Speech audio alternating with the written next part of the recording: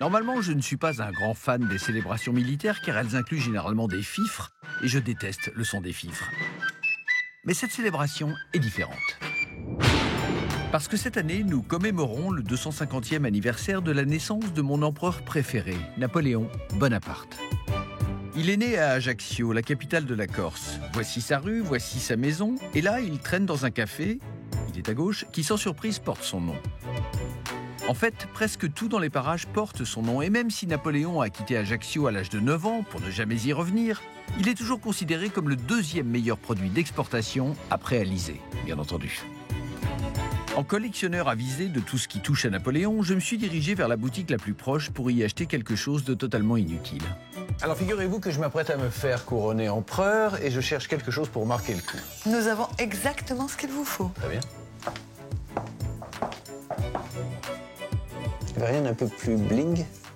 C'est déjà très très bling. Ah, jamais assez, mon enfant. Jamais assez.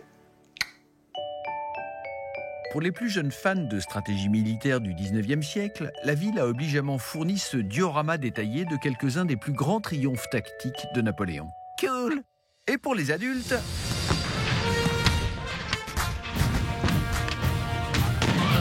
eh bien, les adultes ont l'occasion de se déguiser et de faire semblant d'être des soldats napoléoniens. Mais ceci n'est pas un jeu. Ils sont prompts à vous le rappeler. C'est une reconstitution historique fidèle, en l'espèce de la bataille de Waterloo.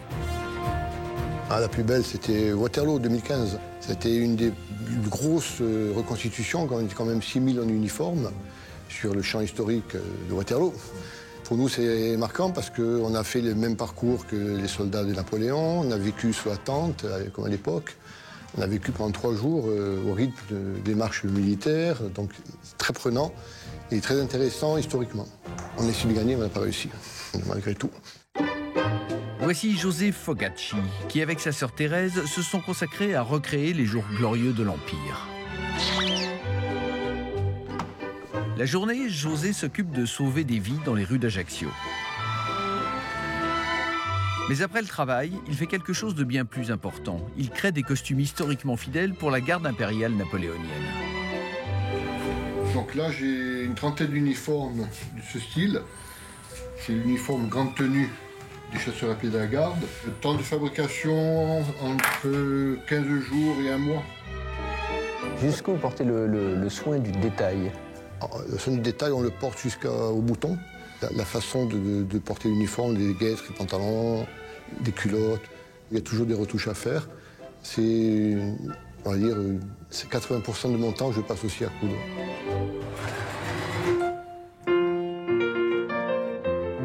Quand il n'était pas occupé à envahir ou massacrer ses voisins, Napoléon aimait organiser des bals somptueux. Et c'est Thérèse, la sœur de José, qui est chargée de faire revivre la danse et la musique de l'Empire. Qu'est-ce qui vous plaît, Thérèse, dans ces reconstitutions? Le fait d'être costumé, parce qu'on rentre dans un personnage, on est soi-même sans l'être, on change quand même de catégorie, même de catégorie sociale pour le coup, parce que si je fais l'impératrice, bah là je monte d'un bon, vraiment. Le fait de discuter en ce moment même avec l'empereur, ça vous en touche une sans faire bouger l'autre? Si je puis dire. Mais j'apprécie ce moment. Napoléon avait souhaité que les femmes portent les robes bien hautes afin d'avoir la facilité d'enfanter.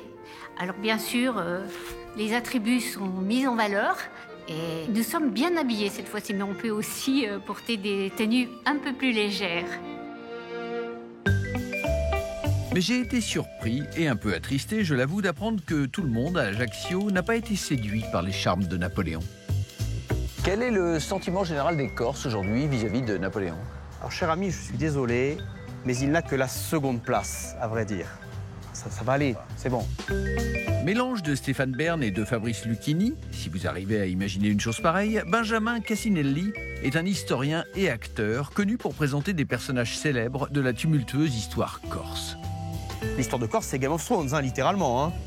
Aujourd'hui, il joue le rôle de Pascal Paoli, le patriote, homme d'État et héros de la résistance que de nombreux Corses placent au-dessus de Napoléon dans la catégorie héros national absolu. Benjamin, vous allez jusqu'à dire que Paoli a fait plus que Napoléon pour la Corse. Ah ben complètement. Napoléon, il est parti, il a fait carrière, il est devenu empereur des Français avec une carrière militaire. Paoli, c'est le père de la patrie. Paoli, c'est celui qui va faire de la Corse un État moderne, indépendant, démocratique. L'homme qui disait l'administration doit être la maison de cristal où chacun puisse y voir ce qu'il s'y passe. Ça devient un idéal de liberté et fatalement en Corse, ça plaît. Vous vivez en Corse vous-même? Moi, je vis en Corse. Vous avez un bon appart?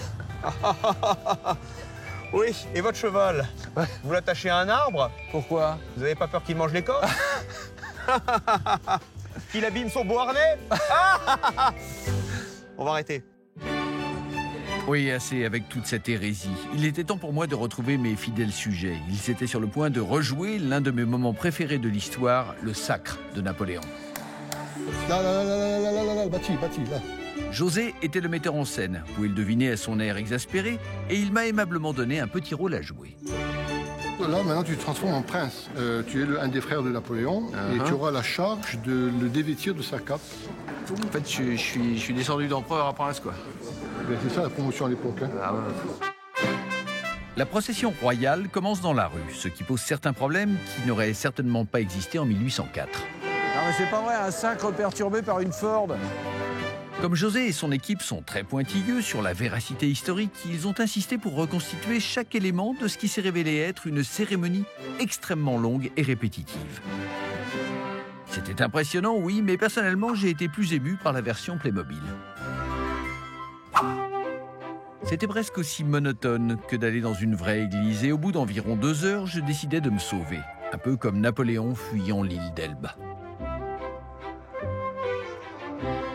Et avec tout le respect que je lui dois, l'empereur devra se trouver quelqu'un d'autre pour lui tenir sa cape.